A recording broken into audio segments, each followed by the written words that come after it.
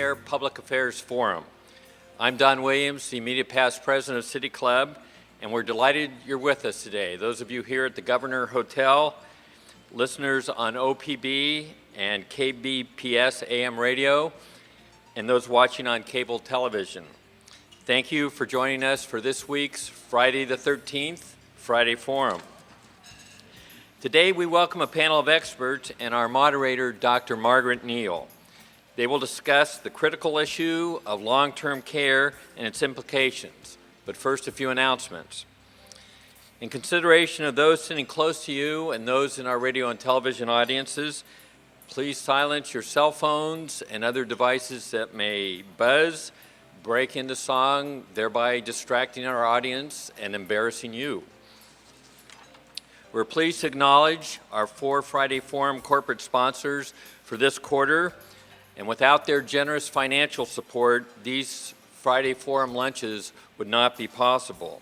Our 4 corporate sponsors this quarter are UBS, Gertie Needland Development Company, Pacific Power, and The Standard. We thank all of our sponsors this quarter, and please join me in expressing our appreciation.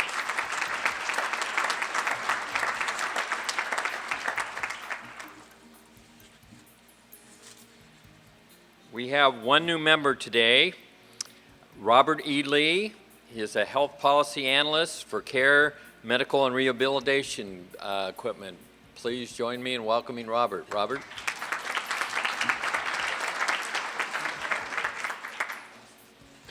Next Friday, February 20th, City Club welcomes Jonah Edelman, CEO of Stand for Children. He will discuss how the legislature can position Oregon schools for progress despite the economic downturn. City Club's Agri Committee welcomes author Brian Doyle to Citizens Read on February 25th. Doyle will discuss his book, The Grail. It leads readers on a cheerful tour of winemaking at Oregon's Lang Vineyard.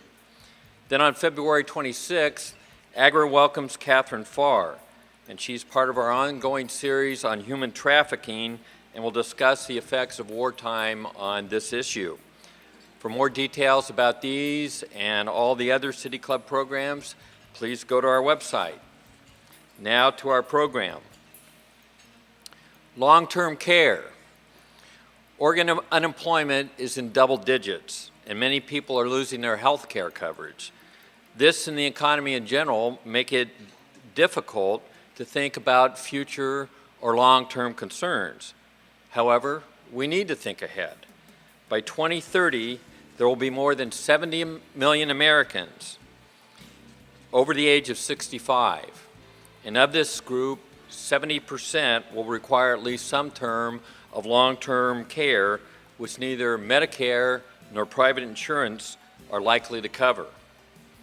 There are no easy answers to this dilemma. Today we welcome 3 experts, Gerald Cohen, Leslie Frane, and John Tapogna, and they will address the growing need for long-term care and its economic impact on individuals, the government, and the healthcare system. I'm delighted to welcome back Dr. MARGARET NEAL to moderate. She was identified recently by Portland Magazine as one of the nation's foremost visionaries on aging issues. She addressed City Club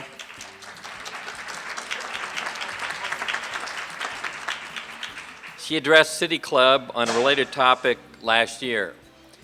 Margaret is the director of the Institute on Aging and professor of community health at Portland State University.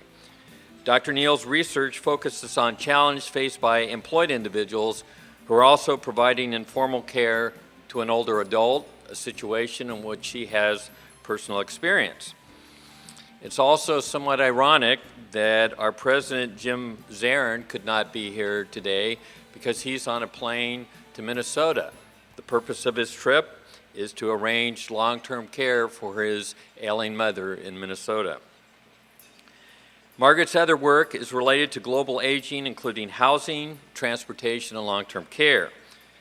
Dr. NEAL graduated from Indiana University and received both her master's degree and PhD from Portland State. Now, we always try to include a little personal information about our speakers, And so I remembered from last year when I introduced her that notwithstanding all her academic achievements, she was a good athlete and even lettered in varsity basketball at Indiana University. I'm sorry, I've been corrected, it was tennis. I guess I just associate basketball and Indiana. Okay. My new research revealed that Margaret continued her athleticism on one of her trips to Latin America, where she led a group of graduate students to a small village to do service work for elderly people. She amazed her students when she successfully tried out the extreme sport of ziplining through the jungle. And her students therefore found it somewhat ironic that she later broke her ankle when she fell while walking down the sidewalk. Please join me in welcoming Dr. Margaret Neal.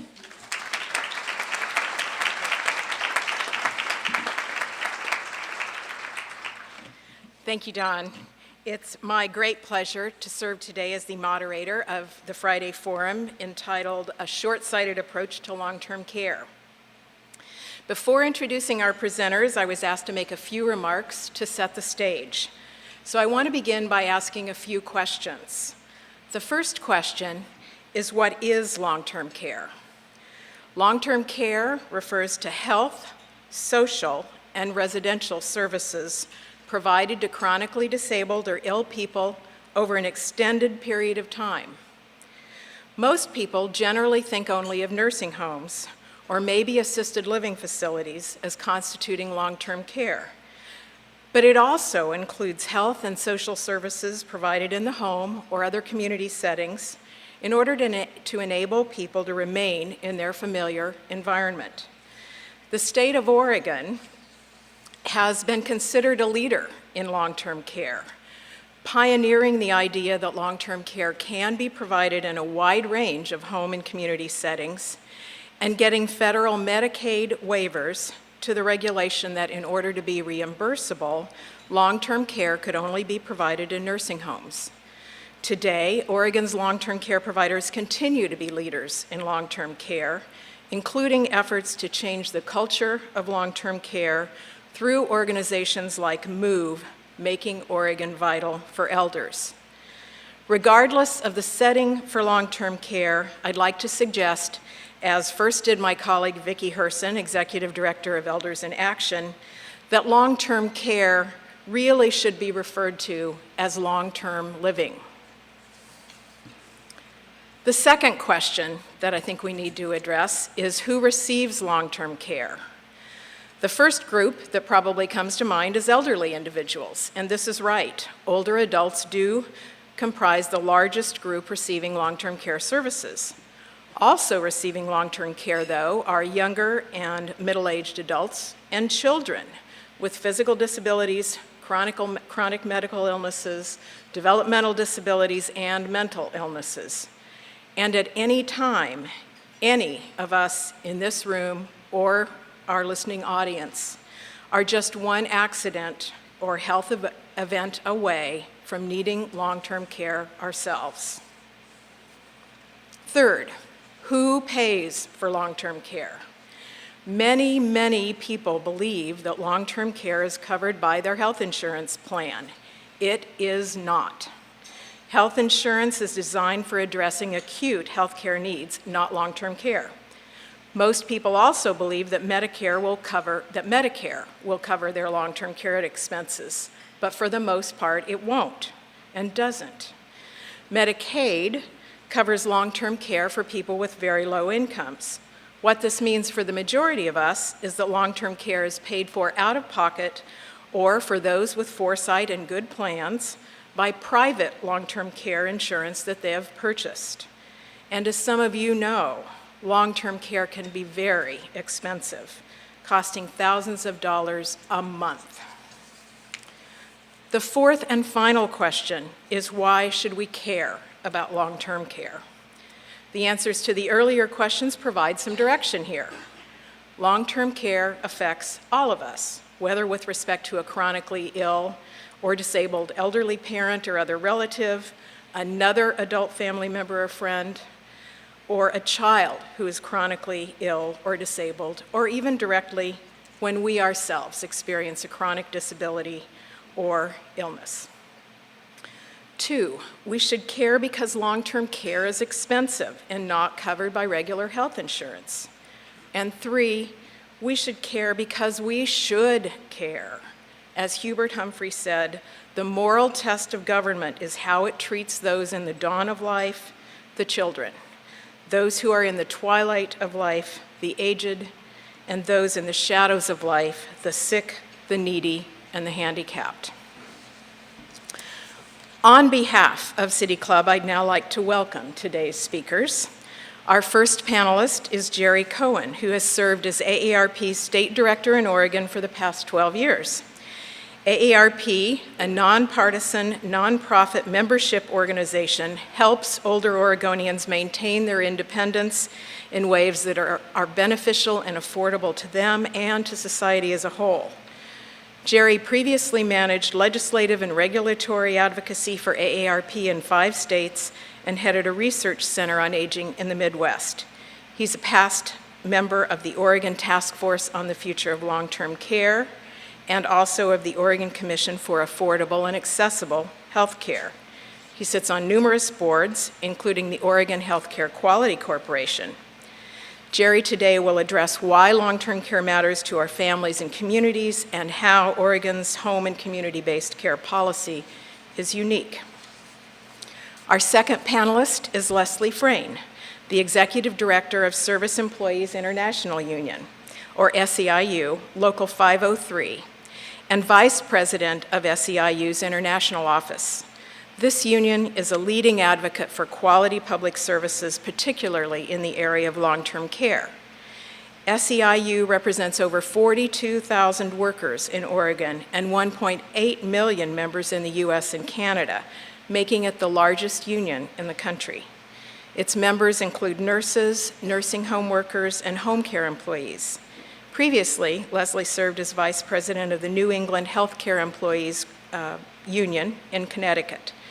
Leslie will focus on what it takes to sustain a system that provides consistently good long-term care, such as care provider training. Finally, we welcome John Tapogna, Managing Director at economic consulting firm ECONorthwest.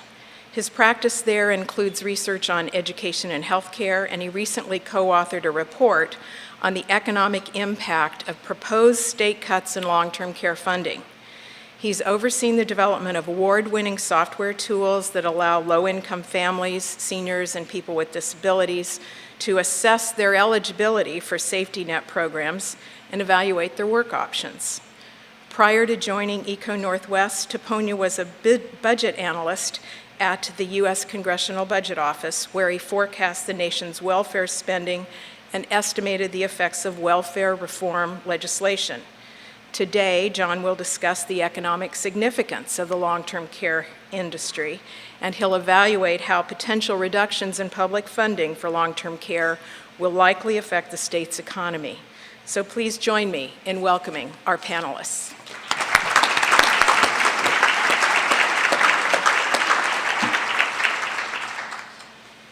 Thank you, Margaret, and thank all of you for investing some of your well-earned time and interest in a very vital issue of today and our future. It's a very weighty topic, and certainly something after lunch to digest here. I don't want to think about it. I'm not old enough. Later, my parents don't need long-term care right now. Nursing home? No, not right now. Or we step back and just treat this as an abstraction, a lot of information detail. That's true until it gets personal. I'd like to quote former First Lady Rosalind Carter. I think she put it best. There are 4 kinds of people in this world: those who have been caregivers, those who are currently caregivers, those who will be caregivers, and those who will need caregivers. And I would add personally a 5th category, which may be some or all of the above at the same time.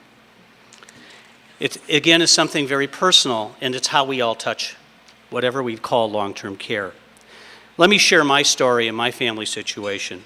You see, I was very blessed. I was blessed to have two parents, Hy and Lee Cohen, who lived into their 90s. They gave me and set for me many goals and objectives in my life, but they set a standard in terms of the ability to make choices and live with social supports, with residential choices, with high level of independence and dignity, productivity, and sense of self-worth throughout those 90-plus years. And over those years, as I think about my role and that of my siblings in interacting with my parents, I have to admit I never really thought often of I'm the caregiver or we're the caregivers. Because in truth, often what we provided and invested our coordination, our time, our interaction with the many pieces of the puzzle of what we indeed try to define as long-term care was insidious. It was bits and pieces. It wasn't really until my parents were in their late 80s that we actually found more and more need for the type of interventions that required more and more time and demand, particularly on family and on work. And that's another thing that we do need to recognize is the effect on employees and employers as we deal with the stresses of caring for loved ones in whatever way, and in my case, often long distance. So with all that in mind, I have to confess, as an individual who, sounds like a nice resume that was read there, but for 30 plus years, I've been involved and engaged in advocacy on senior and disability issues. And yet at times I have to confess, even with my quote unquote expertise and the expertise of my loved ones, I felt like the cobbler's kids who had no shoes. And that's the challenge many of us face, even if we're not the cobblers. I mentioned family caregiving as a vital component here for me, but let's step back then and look at the more broader issue, particularly here in Oregon. Because an AARP study last year showed that we estimate the value of non-paid family caregiving in our state for a year was $4.6 billion. $4.6 billion. It's provided by 420,000 Oregonians who are family caregivers and growing. Indeed, that leads to the demographics that Margaret has already hit upon. The long-term care services continue to surge in terms of need because as a baby boomer, I can tell you there are more and more of us aging every day. In Oregon at the moment, AARP has 531,000 plus members, and over half are baby boomers. So when you think of seniors, think of 50 to 65 too. And that population base is going to cause Oregon over the next 20 years to double the population of those age 65 plus. In other words, look around, 1 out of 5 Oregonians will be age 65 and older. That's a huge shift in demographics. And we'll see in particular a huge increase in those of us who have the ability to live beyond age 85.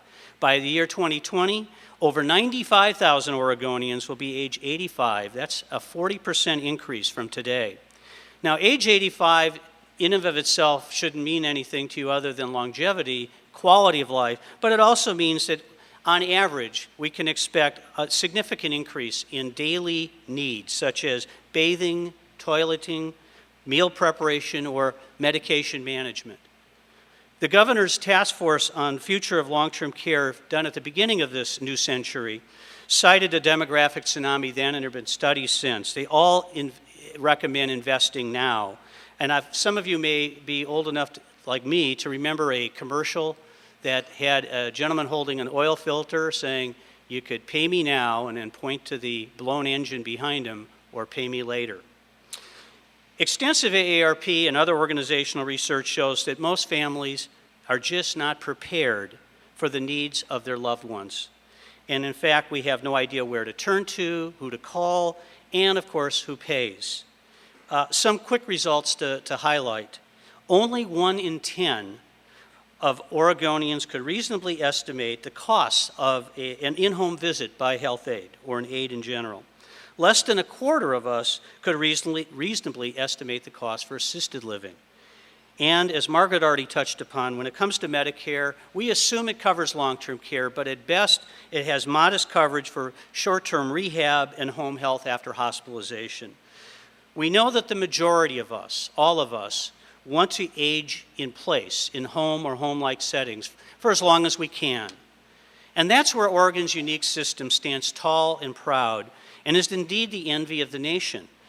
For 30 years, Oregon has earned a reputation as that pioneer by its groundbreaking focus on offering independence, choice, and dignity for all of us as we age or those with disabilities, in our homes, in our communities.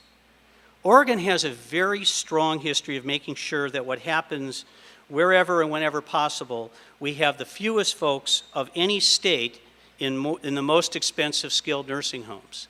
And that's not to demean skilled facilities, but it is to point out if we can keep someone at home as long as we can, it's a win-win for all of us because it saves money too for taxpayers. Indeed, again, a study done by AARP's Public Policy Institute looking this past year at all states shows that Oregon still leads the nation in its spending of its proportionate spending of Medicaid dollars, those are federal and state shared funding for those most vulnerable, in keeping people in home-like settings. And while the amount and percentage has slipped over the past few years because we have not been reinvesting, the key here is that Oregon has saved taxpayers millions, hundreds of millions of dollars by this innovative approach. Our home and community-based model is the right thing to do because, as Margaret said, we're all just an illness or accident away from being touched by long-term care. I'd encourage you to pick up the materials in back that our organizations have brought because business, labor, and various consumer advocacy groups have come together the past year and a half to create a campaign for seniors and people with disabilities. And there's some very helpful information as to getting involved, engaged, but also where you can turn as a caregiver. You're going to hear more now from Leslie and John as to the innovative model and economic considerations. But simply put, we need to face the facts that combining the economic and human impacts that drastic budget cuts cause are penny wise and a pound foolish. And as we face today's challenges, I urge you all to draw upon the need of community. I'll finish with a quote from one of my favorite sages, Hillel, who once said, "If I am not for me, who will be? But if I am only for me, what am I? And if not now, when?" So indeed, the time for us to act is now and moving from just me to we. Thank you.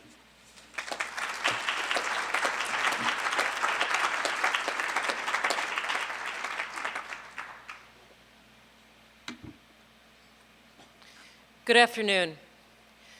Let's start with a scenario.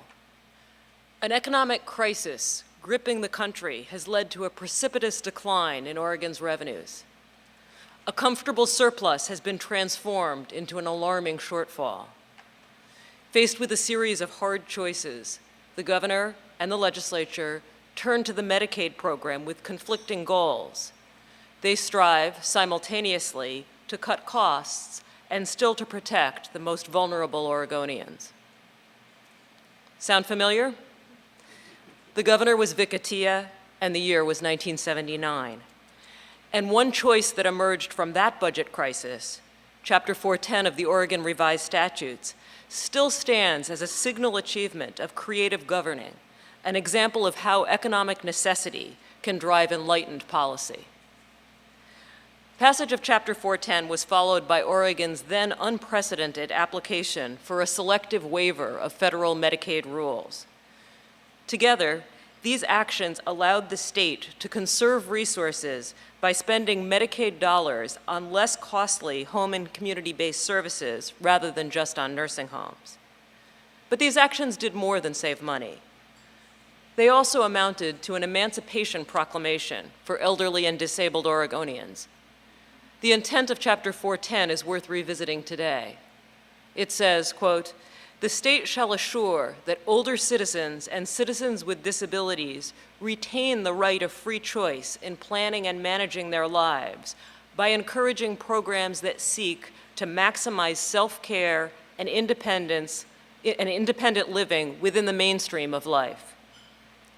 Spurred as much by prudence as by humanity, Oregon's model approach to long-term care has both saved millions of dollars and enhanced lives by allowing Oregon seniors and people with disabilities to live out their lives with independence in their own homes whenever possible. In recent years, our approach to long-term care has also bolstered our economy and strengthened our community by recruiting, training, and employing a workforce of men and women, but mostly women, who are improving their own lives as well as those of the clients they serve.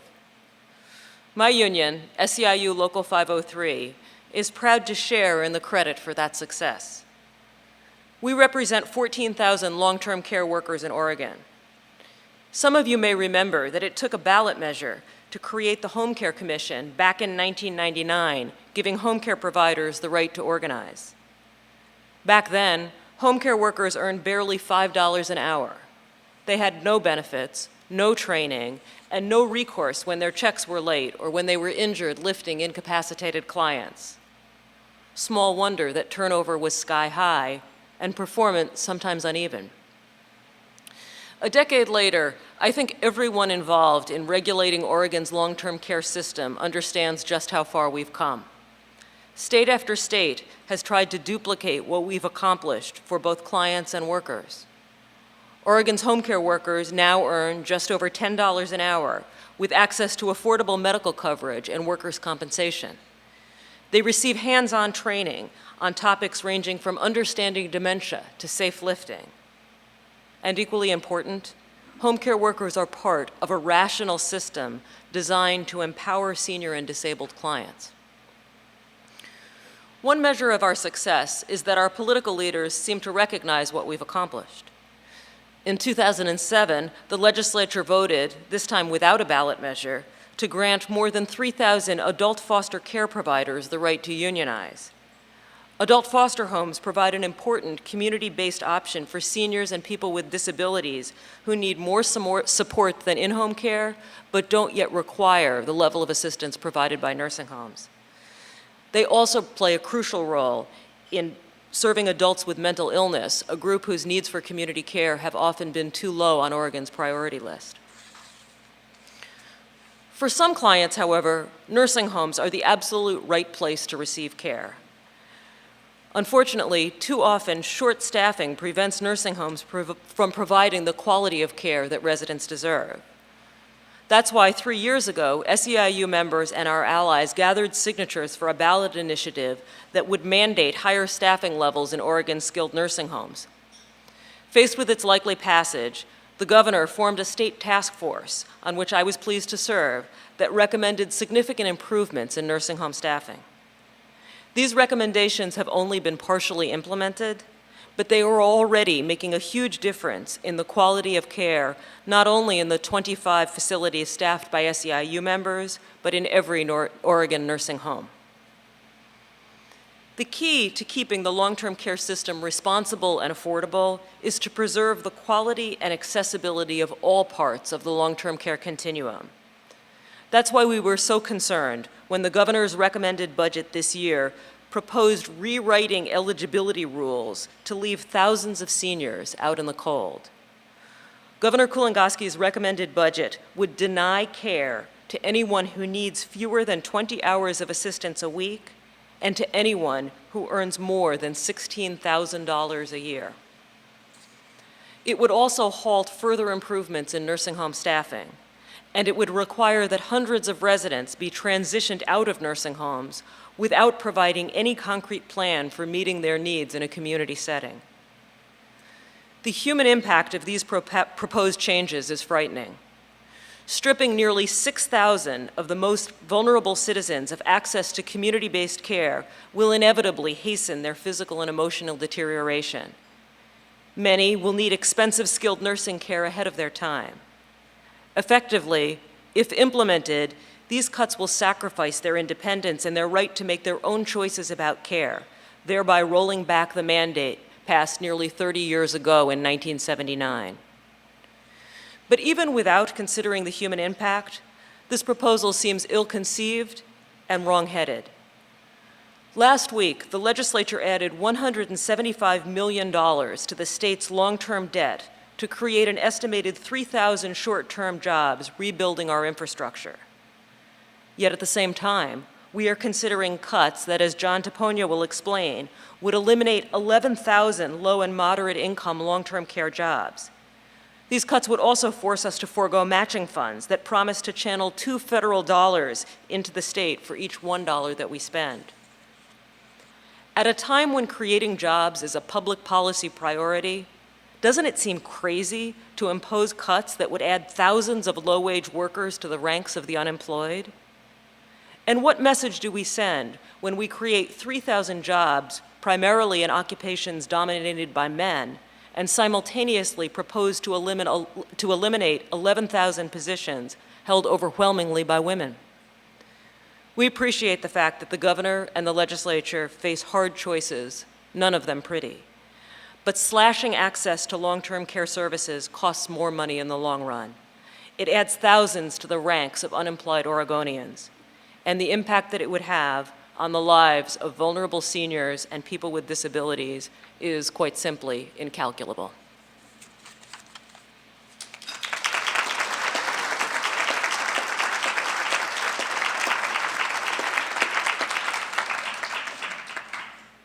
Good afternoon. Looking at the agenda today, you probably thought you were going to get a break from discussions on economic stimulus, but you're wrong.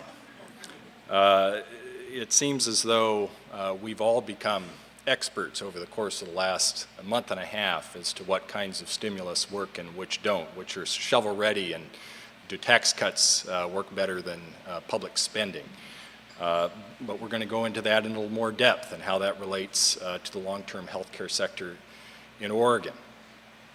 In normal times, one would hope that Hubert Humphrey's sentiment and quote would win the day and win the argument and maintain the services. But these aren't normal economic times. So in order to hold on to the long-term healthcare sector as it is known today, there also has to be an economic argument, and that is what EcoNorthwest was asked to address in its study that is available. So we were asked two questions. The first question is, could we provide some context as to how large the long-term care sector is in terms of economic activity and number of employees and how that might differ across the state? Then the second question was, what is the economic impact, the effect on jobs and economic activity if the state withdraws its investment or shrinks its investment in long-term care over the course of the next biennium? So I'm going to address the first one rather quickly and then focus a little bit more on the second. When we looked at the sector, again, we were looking at the nursing home, in residential care. We were looking at in-home care services and adult foster care, and then we were also looking at community-based services provided through the area agencies on aging. With the assistance of SEIU and looking at state employment department data, we estimated that this industry, at least for those care centers that were participating in the Medicaid program, generated $1.5 billion in economic activity across the state of Oregon. There are other providers that don't participate in Medicaid, and so those would make that sector even larger. 38,519 employees work in these various centers and agencies across the state, serving 42,292 beneficiaries in nursing home centers and in-home care. Then there are thousands more that are served through the area agencies on aging. If you look across the state, the industry has a different relative size in different counties. And what's going to drive that are two things. If you have a relatively high share of elderly or people with disabilities living in your community, likely is that industry is going to be a little bit larger where you live. Also, if you have less economic activity in general going on in an area, then that industry's share of the economy is going to be larger. So where that comes together are in places where the elderly and people with disabilities populations are relatively concentrated, and there's less other economic activity going on in places like Coos, Josephine, Wasco, and Wheeler County. The long-term care sector accounts for more than 5% of total employment in those counties. its smaller share in places like Washington County, where the population is a little bit younger and there's more other economic activity going on. So that's the high-level overview. Now to the question of economic impact. And from EcoNorthwest's perspective, you have to have two things truly for us to come up and say that you have an economic impact in the state of Oregon. One is you have to be attracting money from someplace outside of the state of Oregon to generate a net economic impact inside the state of Oregon. If you have a business that is simply operating in Oregon and taking money from Oregonians, and then in essence that's a wash. But the businesses that genuinely drive the economy are those that can attract dollars from outside of the state. In the long-term care sector, that is being driven by the federal match that Leslie referred to. The federal government, up to this point, for every dollar that the state spent on long-term care, the federal government matches that dollar with $1.70. Now that is going to change under the stimulus package. There has been a Medicaid match is a main pillar of the federal stimulus plan, and they are increasing that match to more than $2.25 for every dollar that the state invests. So again, if Oregon takes a dollar out of that program, of its own dollars, then $2.25 or more goes back to the federal treasury to, in a very small way, reduce the federal deficit. But that dollar is then lost to the Oregon economy, and economic activity is reduced. The second thing that you need is, in order to generate an economic activity, is that when those dollars come here, they need to be purchased and provide services for Oregonians and by Oregonians. And what sets long-term care apart is its very labor-intensive nature. So when those dollars are coming in, they are paying for jobs that are almost exclusively provided by Oregonians. There are some additional services that are provided by those facilities as well, but also those services in terms of meal provision and medical provision, much of that comes from Oregon as well. So what we were able to do is, on a per $1 million basis, estimate the number of jobs that are lost to the Oregon economy for every $1 million of federal dollars that are returned to the federal government vis-a-vis withdrawn state match. And we estimated that for every $1 million, 36 jobs are lost in the Oregon economy, with 80% of those jobs being in the long-term health care sector itself. So to sort of summarize this, the federal government has made Medicaid match a central pillar of its federal stimulus package. It has offered states a lifeline vis-a-vis that increase in the match. And as the legislature gets to work trying to figure out how to balance not only the budget in this fiscal year, but in the upcoming biennia, among the 2 or 3 things that has to be at the forefront of its mind is how much of its federal financial participation it's keeping and how much it's sending back to Washington.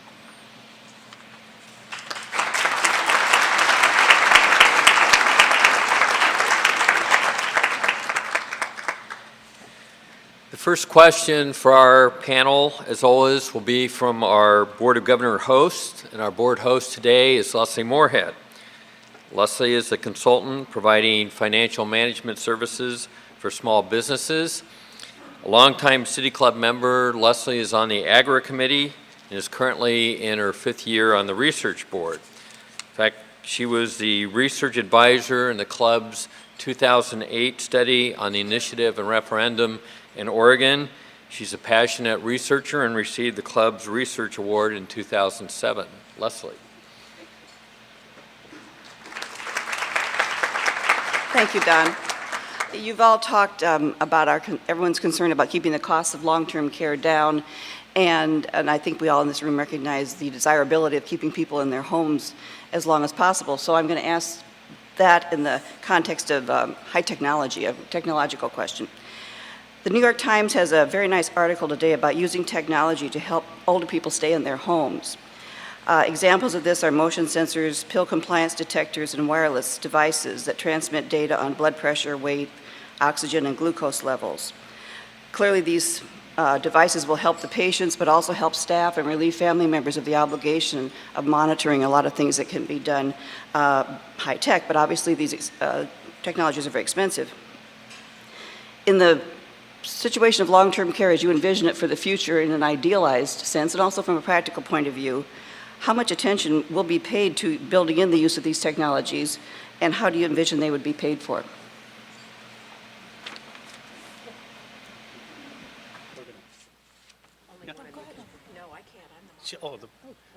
We'd love to pick on our moderator because she also has some good expertise, and we know some of the cutting-edge work that's happened here in Oregon in that regard.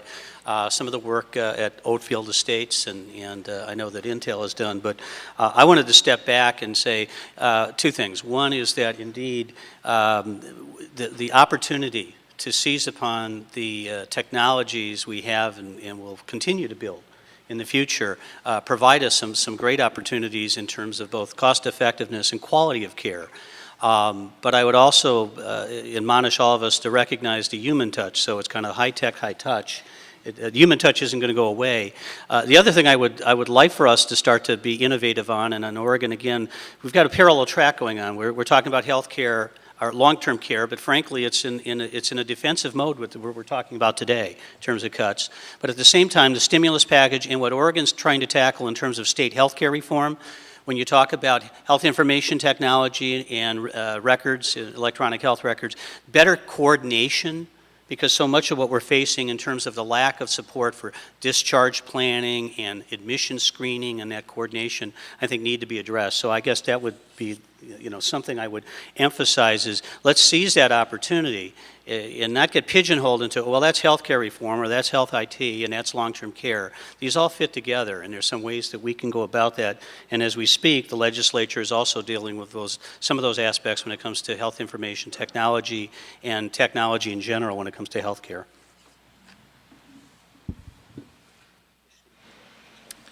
We'll now take questions from the floor. Asking questions at Friday forums is a privilege of City Club membership. A synonym for question is inquiry rather than speech or presentation. Please identify yourself and ask your questions in 30 seconds or less, or you'll receive a general reminder. Go ahead. Chris Allman, City Club member. Thank you very much. Your comments are very pertinent for my family situation. My father is in a skilled nursing facility in Colorado. We're paying out of pocket over $6,000 a month. It's a one-star skilled nursing facility. And I've been working with the representative there to look at this model of care. And I talked with Julie Bergstrom at Multnomah County Aging and Disability, and she gave me this number of what it costs for adult foster care, $1,612 versus Medicaid skilled nursing facility, $5,500. And I look at that and I think, why do we even have these skilled nursing facilities, many of them for-profit, like SunWest, which has been in the news over and over again, not meeting the quality needs for patients, raking off profits. And then I ask, my question for you then too is, since the STARS system has come out, the 1 through 5 STARS system for skilled nursing facilities, do you have quality indicators for adult foster care and other, in the care in general with this model? Thank you. Wow, there's a lot in that question. Let me say a couple things. First, I think there are some residents for whom the kind of attention that they receive in nursing facilities is very much needed. Even in an adult foster home where there is staffing round the clock, it is often one-person staffing. There are people who need a registered nurse present at all times because of their medical needs, and people for whom they need to have multiple aides accessible. So I think there will always be a need for skilled nursing facilities, and the important goal that we need to have as a state is how to give people the choice to be in the type of facility that is appropriate for them. The number that you quoted for reimbursement rate for adult foster care reimbursement actually varies quite a bit.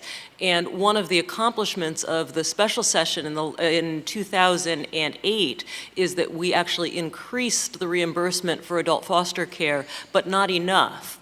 And so there's still some situations where adult foster homes that might be able to care for residents with higher acuity are not able to because their reimbursement levels lag so far behind. So I agree that adult foster care offers great potential for enabling people to stay in the community longer, but we need to really revisit the entire reimbursement system for the adult foster care system, as well as some of the quality questions that you raised. At this point, there's nothing comparable to what Medicare does for nursing home compare to actually rate adult foster care homes. They are regulated, and I think that it's a part of the continuum where we need to look more carefully at reimbursement specifically, and also training requirements. And it's interesting that the members of our union who are adult foster care providers, one of their top priorities is establishing a more rigorous training program for the providers themselves, because they want the capacity and the resources to deliver even better care than they do today.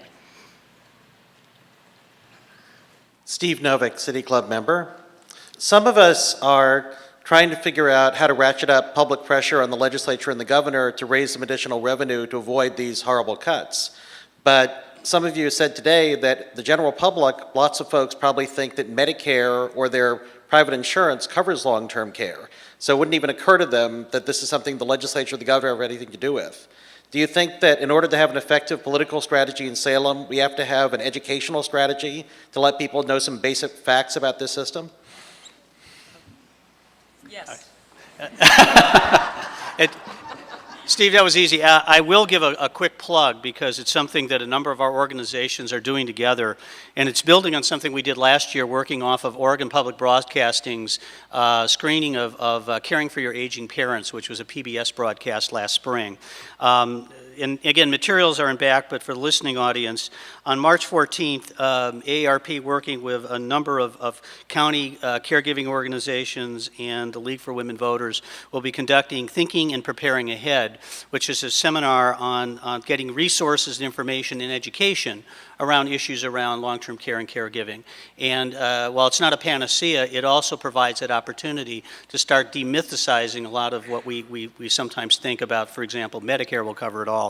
So I'll plug that, and information is available at aarp.org/OR, and we hope to also have a website up and running with our campaign shortly at orgonspromise.org as well. Thank you. I'm going to break the rules and beg forgiveness because I know we're supposed to only have one answer per question. But Steve, I think in addition to the revenue raising, there is an issue with respect to the current reserves and thinking about the reserves as potential stimulus. As long as they sit in reserve, they are not doing anything for the economy. And so again, that's one of the very tough choices that the governor and the legislature is going to have to make. When do you pull those and for what purpose? Carol Witherell, City Club member. Could you speak to the viability of long-term care insurance a bit more? In particular, its affordability, its sustainability, whether it's a safe investment, and does it really close the gap? Good question.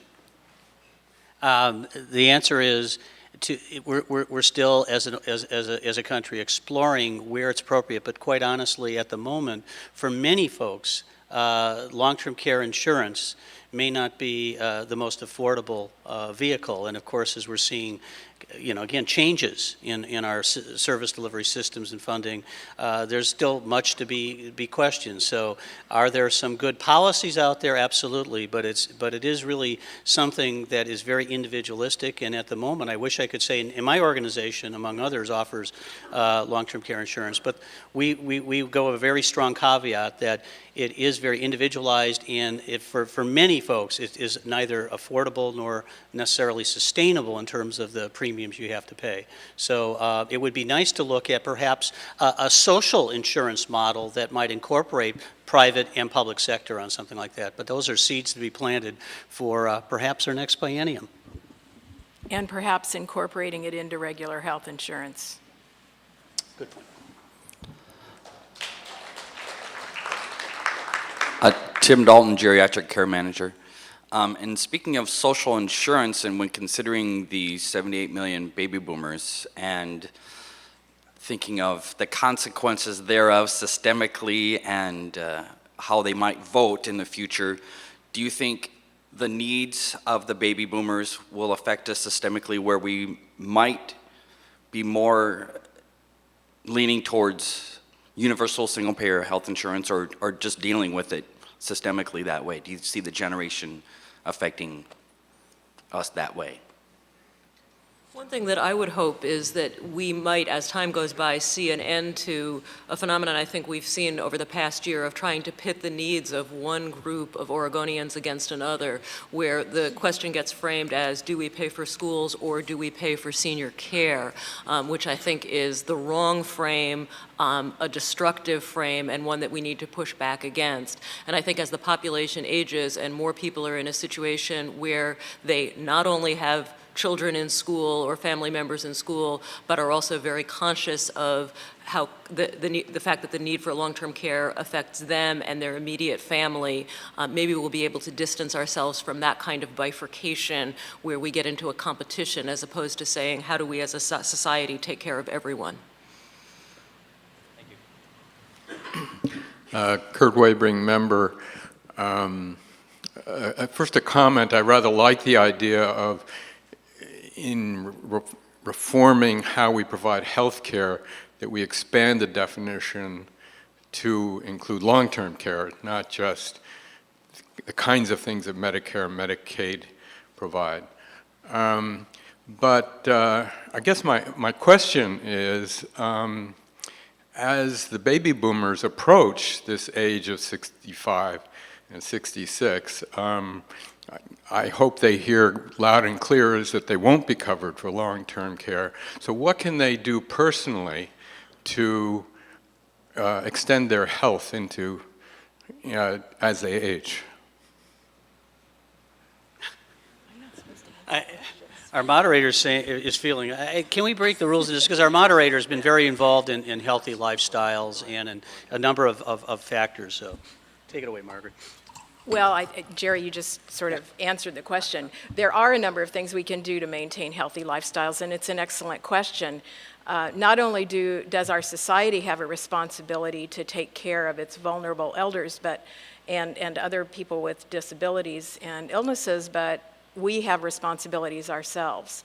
And so engaging in healthy lifestyles is the best preventative medicine that we can do, and that includes eating well and exercising properly and getting enough sleep.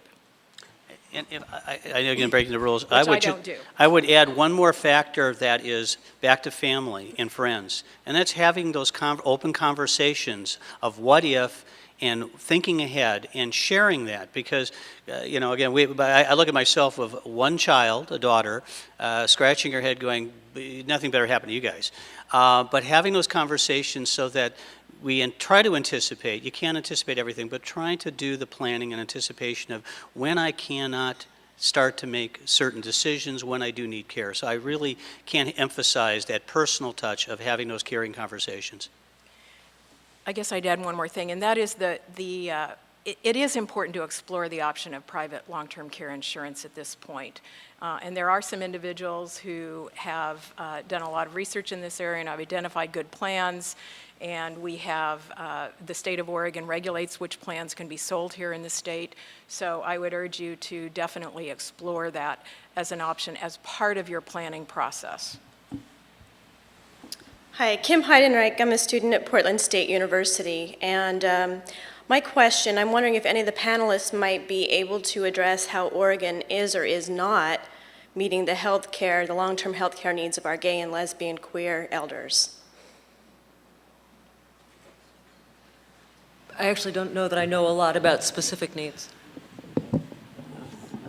That's an excellent question. I know that we recently, a number of organizations held a conference or forum at the end of last year on diversity and aging, and indeed discussed in quite in depth issues of diversity, including gay, lesbian, and transgender populations. That said, I have to admit, at least here in Oregon, I don't know of a shining light as to, and here are some of the greatest challenges beyond the challenges we all face, and yet we know they're there. So thank you for raising it. John Leeper, City Club member. When I think of the term long-term care, to me it is almost a two-headed monster. Care of the aged as well as those on permanent disability. And I haven't heard you talk about that permanent disability portion of the problem, because many of those who go on long-term care are in possibly their 20s or 30s, and just they age into those higher ages. My concern is, if you're talking about long-term care, I'd like to hear your thoughts on possibly policing up the disability programs that exist out there at both both a federal, state, and local level, many of which are significantly at variance, it just seems to me like, with good management practices.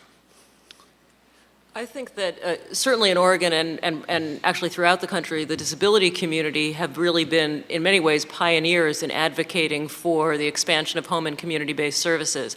I know that the Home Care Commission, which administers the home care program, has members who are disabled as well as members who are seniors, and are very vocal in reminding us that I think particularly for younger folks with disabilities, a nursing home is really the last place that you're going to want to be in terms of the ability to live an independent lifestyle.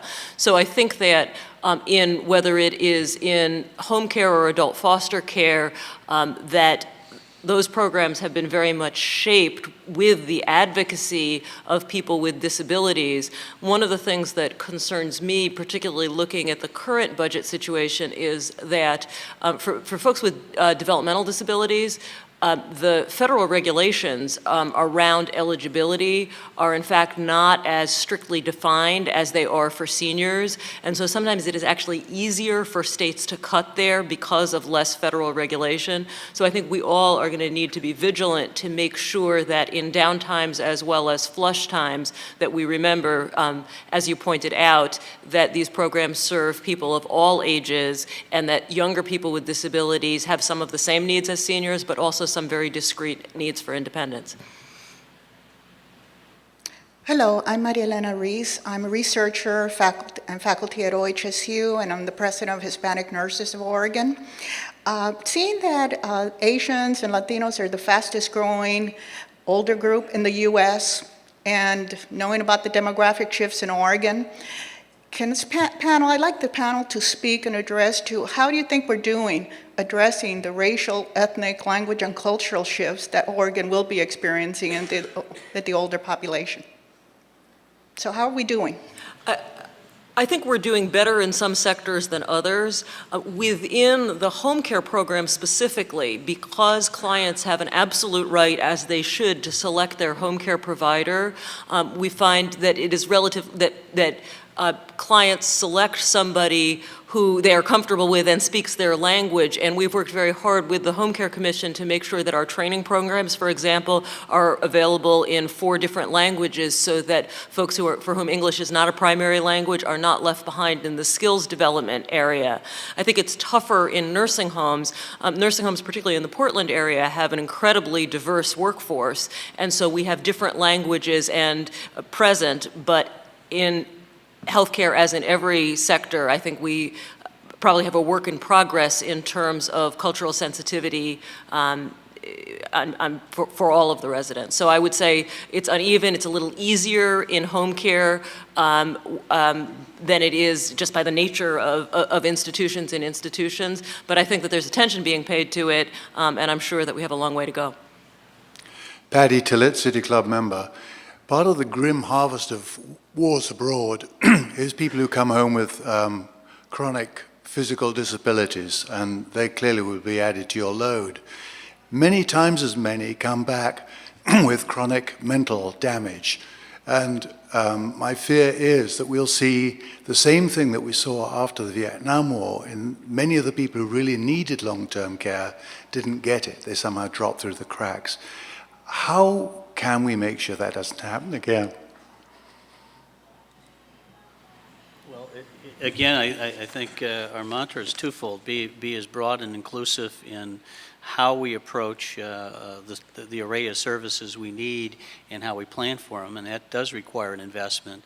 And the second is the basic mindset, a recognition and an opportunity to think beyond the quote-unquote senior population, and that's what I think, we hope we stress is to think holistically at any age. Any of us could need an array of support services and care to be as independent and as dignified and as safe as we can be.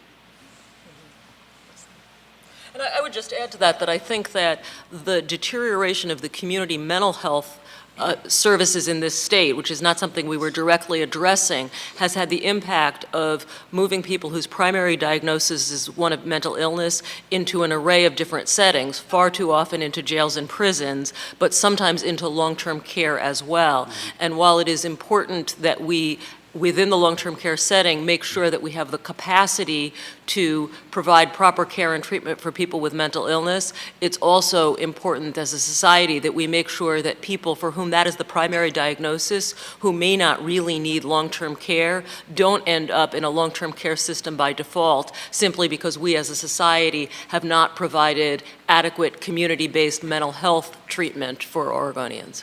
Thank you. We've run out of time for further questions, and we'll have to stop for this week. Please join us next week with Jonah Edelman from Stand for Children, who will share his ideas for effective and affordable educational reform. And as we close, I can speak for this baby boomer and probably others in the audience and everybody in the audience in expressing our appreciation to our moderator, Margaret Neal, Gerald Cohen, Leslie Frane, and John Tapogna. We're adjourned.